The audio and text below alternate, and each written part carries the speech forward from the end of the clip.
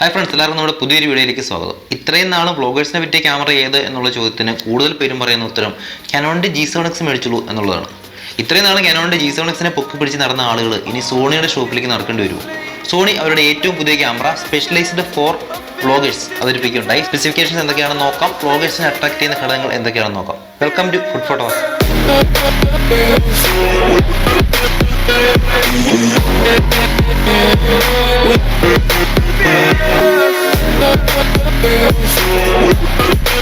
വ്ളോഗേഴ്സിനെ മാത്രം ഫോക്കസ് ചെയ്ത് ഒരു ക്യാമറ എടുക്കുക. പ്രത്യേകിച്ച് യൂട്യൂബിൽ വീഡിയോ ബ്ലോഗിങ് ഒരു കരിയറായിട്ട് കൊണ്ട് നടക്കുന്നവർക്ക്, അല്ലെങ്കിൽ ബ്യൂട്ടി വ്ളോഗ്സ്, ബ്യൂട്ടി ടിപ്സ് അങ്ങനെ ചെയ്യുന്നവർക്ക്, ട്രാവൽ വീഡിയോസ് ചെയ്യുന്നവർക്ക്, അവർക്കൊക്കെ വേണ്ടിയിട്ട് സ്പെഷ്യലി ഡിസൈൻ ചെയ്ത ഒരു ക്യാമറ എടുക്കുക.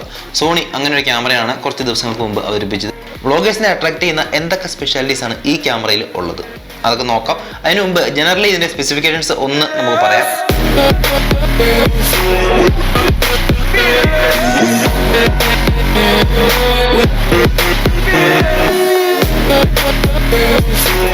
മിറർലെസ് സിസ്റ്റം ആളുകൾക്ക് ഇത്ര സ്വീകാര്യമായത് അതിൻ്റെ ഒരു ഈസി യൂസ് ആണ്, അല്ലെങ്കിൽ പെട്ടെന്ന് കൊണ്ടു നടക്കാൻ പറ്റുന്ന ഒരു എളുപ്പം ഒക്കെ ഉള്ളതുകൊണ്ടാണ്. കമ്പാരിറ്റീവ്ലി DSLR ക്യാമറ അപേക്ഷിച്ച് നമുക്ക് ഒരു ട്രാവൽ വീഡിയോ അല്ലെങ്കിൽ ചെയ്യാനായിട്ട്, അല്ലെങ്കിൽ അതുപോലെയുള്ള എങ്ങോട്ടെങ്കിലും നമ്മൾ പോകുമ്പോൾ, ട്രാവൽ ചെയ്യുമ്പോൾ, ടൂറിസ്റ്റ് ഒക്കെ കൊണ്ടു നടക്കാനായിട്ട് എളുപ്പമായതുകൊണ്ടാണ്.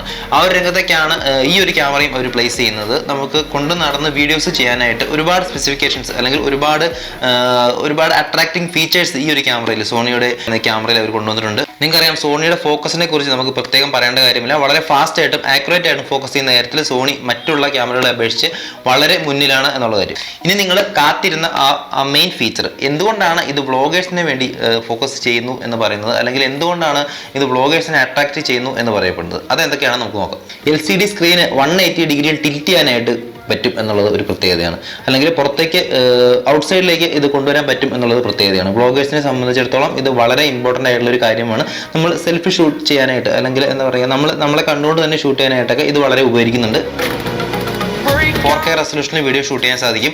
അതുപോലെ തന്നെ AFൻ്റെ കാര്യത്തിൽ, ഓട്ടോ ഫോക്കസിങ്ങിൻ്റെ കാര്യത്തിൽ വളരെ ഫാസ്റ്റാണ്. നേരത്തെ പറഞ്ഞ പോലെ ഫാസ്റ്റാണ്, ആക്യുറേറ്റ് ആണ് എന്നുള്ളതാണ് മറ്റൊരു പ്രത്യേകത. നിങ്ങൾക്കറിയാം, G7X ഒക്കെ ഉപയോഗിക്കുന്ന ഒരുപാട് പേര് പറഞ്ഞിരിക്കുന്ന ഒരു കാര്യം, ഫോക്കസിങ്ങിൻ്റെ കാര്യത്തിൽ ചില പ്രശ്നങ്ങൾ വരുന്നുണ്ട് എന്നുള്ളതാണ്. പ്രധാനപ്പെട്ട അല്ലെങ്കിൽ പ്രശസ്തരായിട്ടുള്ള പല വ്ളോഗേഴ്സും പറഞ്ഞൊരു കംപ്ലയിൻറ്റ്, ഫോക്കസിങ്ങിൻ്റെ കാര്യത്തിൽ ചില പ്രശ്നങ്ങൾ വരുന്നുണ്ട് എന്നുള്ളൊരു റിവ്യൂ ആണ് G7Xൻ്റെ കാര്യത്തിൽ. എന്നാൽ അങ്ങനെയുള്ള ന്യൂനതകളൊക്കെ പരിഹരിച്ചുകൊണ്ടാണ് സോണി ഈ ഒരു ക്യാമറ ഇറങ്ങിയിരിക്കുന്നത്. സോണിയുടെ കാര്യത്തിൽ പിന്നെ ഫോക്കസിങ്ങിനെ കുറിച്ച് പിന്നീട് ചിന്തിക്കേണ്ട കാര്യം ഇല്ല എന്നുള്ളതാണ്.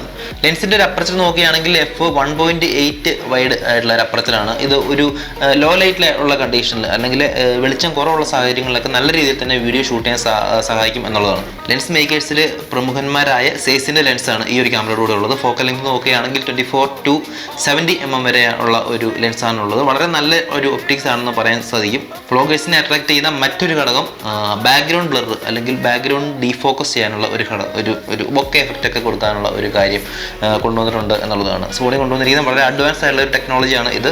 അതിനുവേണ്ടി ഡെഡിക്കേറ്റഡ് ആയിട്ടുള്ള ഒരു ഡീഫോക്കസ് ബട്ടൺ, അല്ലെങ്കിൽ ഒരു ബാക്ക്ഗ്രൗണ്ട് ബ്ലറിന് വേണ്ടിയിട്ട് ഡെഡിക്കേറ്റഡ് ആയിട്ടുള്ള ഒരു ബട്ടൺ ക്യാമറയിൽ കൊണ്ടുവന്നിട്ടുണ്ട് എന്നുള്ളത് വളരെ ഇമ്പോർട്ടൻ്റ് ആയിട്ടുള്ള ഒരു കാര്യമാണ്, വളരെ യൂസ്ഫുൾ ആയിട്ടുള്ള ഒരു കാര്യമാണ്. മറ്റൊരു അഡ്വാൻസ് ടെക്നോളജി കൊണ്ടുവന്നിരിക്കുന്നത് പ്രൊഡക്റ്റ് ഷോക്കേസ് മോഡ് എന്ന് പറഞ്ഞിട്ടൊരു ടെക്നോളജി കൊണ്ടുവന്നിട്ടുണ്ട്. അതായത് ഇപ്പോൾ എന്തെങ്കിലും പ്രൊഡക്റ്റ് ഒക്കെ പരിചയപ്പെടുത്തുന്ന, അല്ലെങ്കിൽ ഒരു ബ്യൂട്ടി ടിപ്സ് ഒക്കെ ചെയ്യുന്നവരൊക്കെ, അങ്ങനെയുള്ള ആൾക്കൊക്കെ എന്തെങ്കിലുമൊക്കെ പ്രൊഡക്ട്സ് ആളുകളെ പരിചയപ്പെടുത്തണം, അല്ലെങ്കിൽ അവരുടെ വ്യൂവേഴ്സിനെ കാണിച്ച് വ്ളോഗിങ് ചെയ്യണം, വീഡിയോ ചെയ്യണം എന്നുള്ളതാണെങ്കിൽ നമ്മൾ ജസ്റ്റ് ആ ഒരു മോഡ് ഓൺ ചെയ്യുകയാണെങ്കിൽ, പ്രൊഡക്റ്റ് എന്തെങ്കിലും ഇപ്പോൾ കാണിക്കുകയാണെങ്കിൽ അതിലേക്ക് ഓട്ടോമാറ്റിക്കലി ഫോക്കസ് കൊണ്ടുവന്ന്, അല്ലെങ്കിൽ ആ ഒരു പ്രൊഡക്റ്റ് ഫോക്കസ് ചെയ്യാനുള്ള ഒരു എബിലിറ്റി ക്യാമറയ്ക്ക് കൊടുത്തിട്ടുണ്ട്. അതിന് വേണ്ടിയിട്ടുള്ള ഒരു മോഡ് കൊടുത്തിട്ടുണ്ട് എന്നുള്ളതാണ്. വളരെ എളുപ്പമായിട്ട്, അല്ലെങ്കിൽ വളരെ നല്ല രീതിയിലുള്ള ഒരു അഡ്വാൻസ് ആയിട്ടുള്ള ഒരു ടെക്നോളജി തന്നെയാണ്. ഒരുപാട് പേർക്ക് ഉപകരിക്കുന്ന ടെക്നോളജിയാണ്.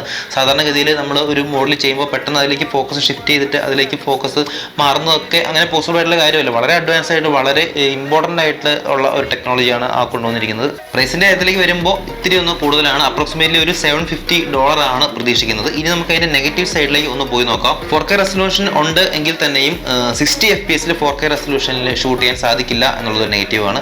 ഫ്ലാഷ് ഇല്ല എന്നുള്ളത് മറ്റൊരു നെഗറ്റീവാണ്.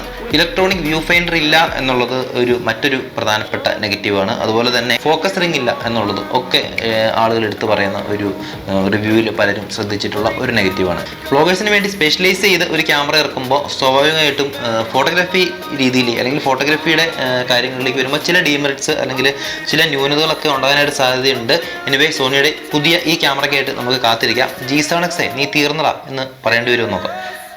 Bye for now.